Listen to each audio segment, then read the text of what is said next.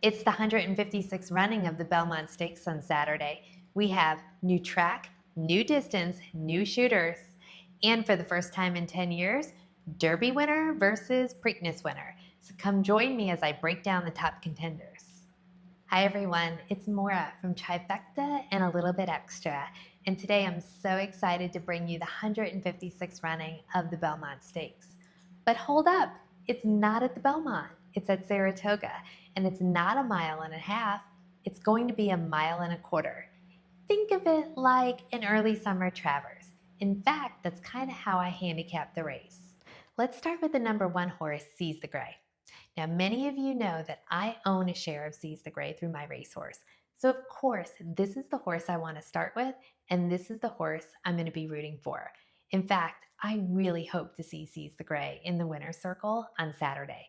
I didn't get to go to the Preakness, so I missed out on that experience, and I would really love to see him win on Saturday. Seize the Grey is trained by Dwayne Lucas and is ridden by Jaime Torres. And if you don't know the story behind this team, this is a team you could really get behind.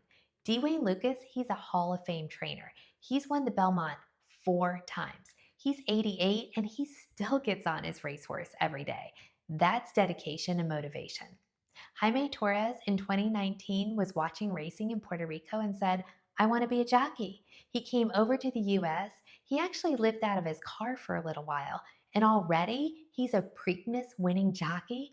Again, that's dedication and motivation. So I not only want Seize the Grey to win for me and the other 2,500 other owners of Seize the Grey, but also for this team, because this is a team that I can be very proud of is behind my horse.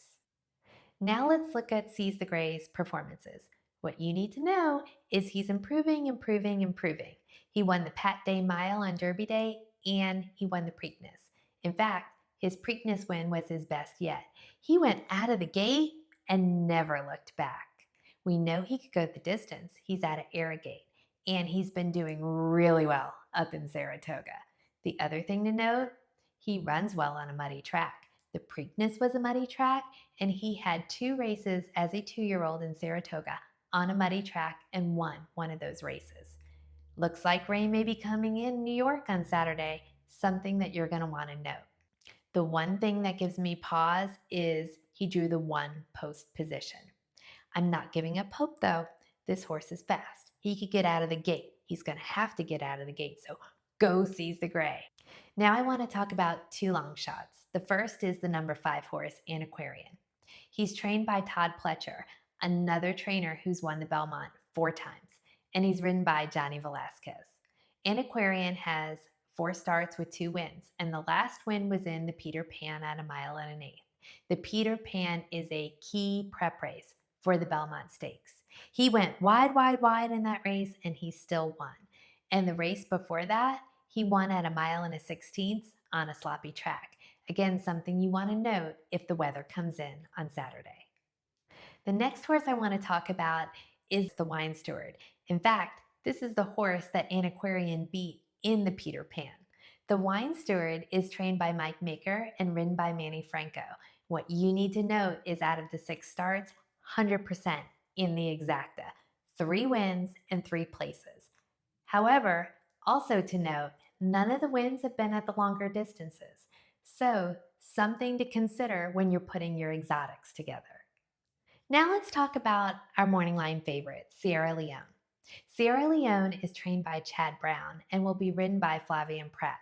He's had 5 starts with 3 wins and 2 places, and both of those places by a nose. In fact, the last time we saw Sierra Leone was the Kentucky Derby. If you recall, Sierra Leone is a closer. He came way from behind. He went 8 wide, and then he veered into Forever Young and lost by a heartbreaking nose. Because of that, Chad Brown is going to try some things new with Sierra Leone for the Belmont Stakes and hope to get a better trip. One of those is new equipment. He's using a bit that he hopes Sierra Leone will now stay on a straight path. And we also get a jockey change to Flavien Prat. We know this horse is super talented. He's a $2.3 million purchase out of Gun Runner, and he's had 4 weeks of rest. Chad Brown, he really knows Saratoga. He's won the title 6 times.